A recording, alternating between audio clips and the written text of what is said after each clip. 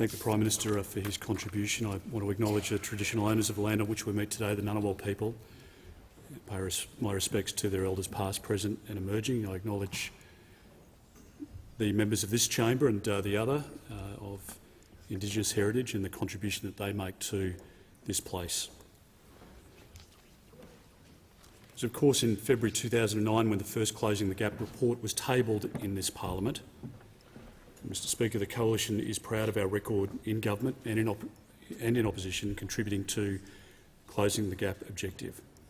We work with Australian governments at all levels, and indeed the Coalition of Aboriginal and Torres Strait Islander peak organisations, to reach in 2020 a national agreement on closing the gap. That national agreement articulated 4 priority reforms centred around collaboration, empowerment, structural government reform and data management.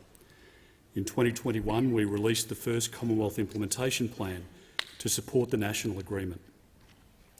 That plan committed more than $1 billion towards new measures to help close the gap and address those 4 priority reforms.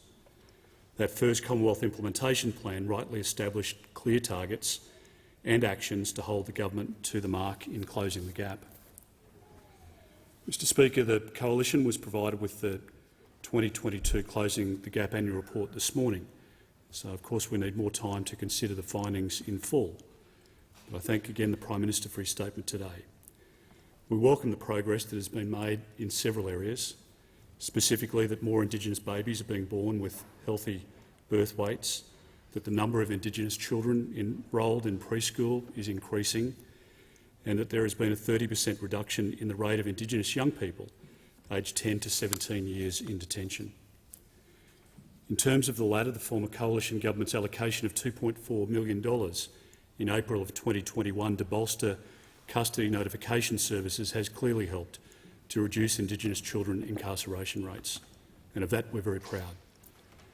On behalf of the Coalition, I thank and congratulate all those across the nation whose deeds and contributions have made a meaningful difference in these areas and many others.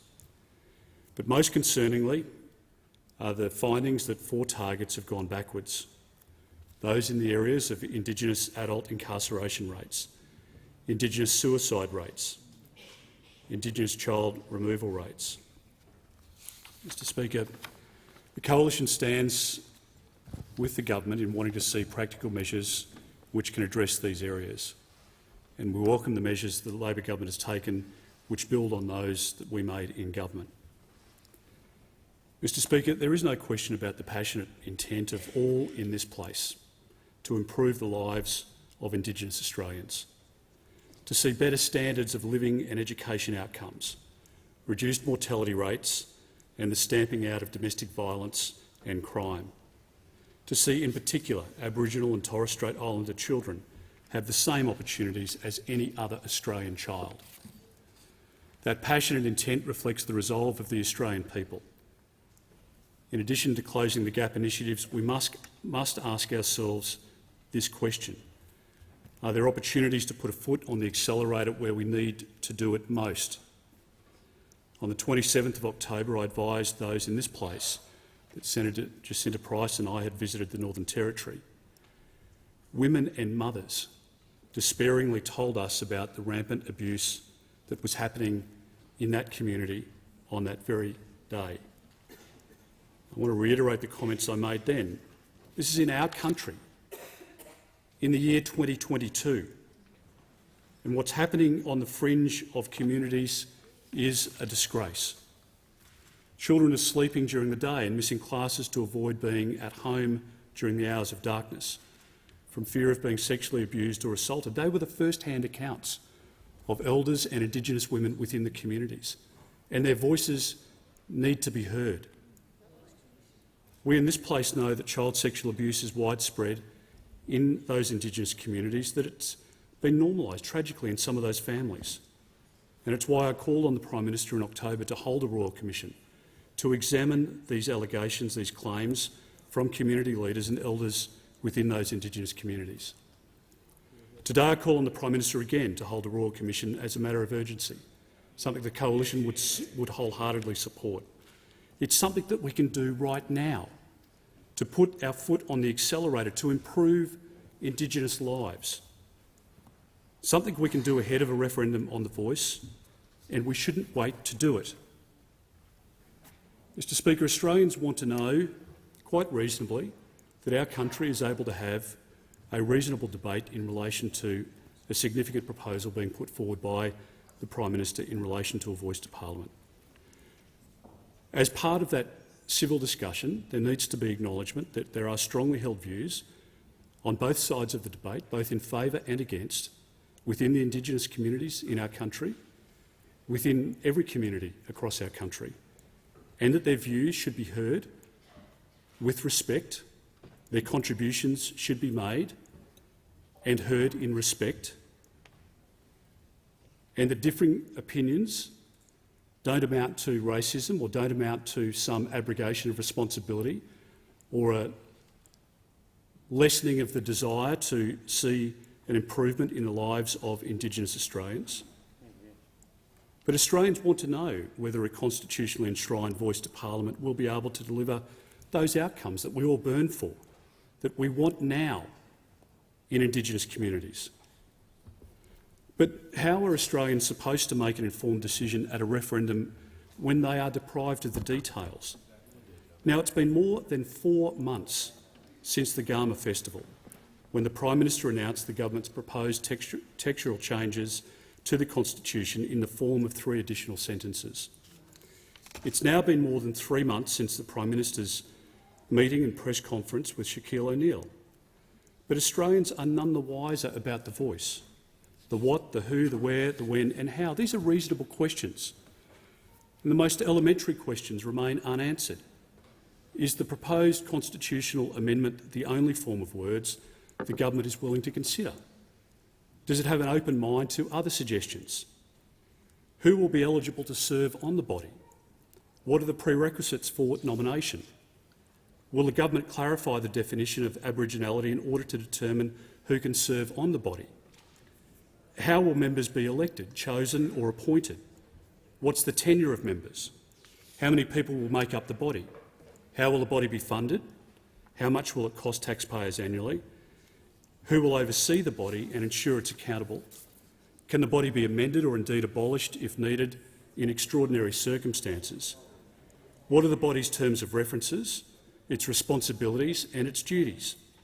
How will the body interact with the closing of the gap process? How will the government ensure that the body hears from voices who don't already have a platform in Australian public life? Will the government rule out using the voice to negotiate any national treaty? Is the body purely advisory in nature, or will it have decision-making capabilities?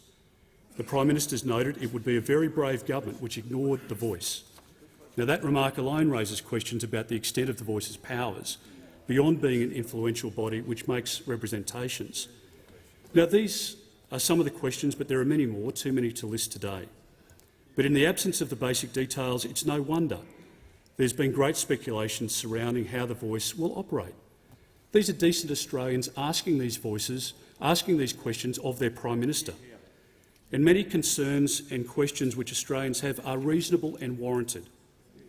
In matters as important as constitutional change, details must never be an afterthought. Australians will be charged with a matter of utmost national importance. If the referendum is successful, a constitutionally enshrined voice to Parliament will be a body without precedent. It will be a major change in how our country is governed. So, Mr Speaker, Australians do have a right to know what they will be voting for. Australians deserve to know whether a constitutionally enshrined voice to Parliament will be able to deliver practical outcomes in Indigenous communities and how quickly that can take place. That it will not be, as some Indigenous leaders have expressed to me with concern, an elitist model which represents a capital city view at the expense of remote communities. Some of those opposite laugh. I was in Townsville only a few weeks ago with the member for Herbert, speaking with Indigenous women on an island just only a couple of kilometres off Townsville. And on Palm Island, those women expressed concern to us about the need for a voice and, in fact, in favour of a voice when it was explained to them. But they made it very clear to us that they didn't want the voice to come from Townsville. They wanted their voice to come from Palm Island, from their small community, because they believed that their voice to date hadn't been properly heard from those even as close as Townsville, let alone Melbourne or Sydney or Brisbane. So their views shouldn't be scoffed at, their views shouldn't be dismissed, their concerns should be heard and their reasonable questions answered. That is not unreasonable. Mr Speaker, Australians can't make a proper assessment simply based on 3 proposed sentences to change the text of our Constitution. The government has to disclose sufficient details, and we support them in doing that as soon as possible. It should not fear a public that is interested in understanding more about how we can get to the destination that we all burn for and all desire for and all wish to achieve as soon as possible. That is for better outcomes for Indigenous children. That is better outcomes for those who are incarcerated. That is better outcomes for the mothers who are raising children in abject poverty in our country in this year. And Mr Speaker, the Coalition commits itself to work with the government in closing the gap on these important issues. There is no gripe about the amount of money that's required. I've had the great fortune of being in this parliament for over 21 years. I've sat on expenditure review committees and around cabinet tables and leadership groups during that period. Never once have I been party to a discussion or heard a discussion about why we should be pulling money out, only about why we need to put more money in. And there's no doubt in my mind that the same conversations of the same nature, the same intent, would have been held around every cabinet discussion, every expenditure review committee discussion, every leadership discussion under Labor administrations as well.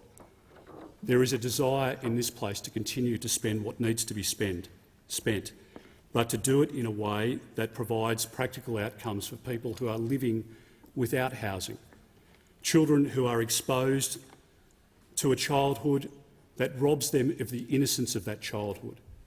Totally and absolutely unacceptable in our country in any year, let alone in this year.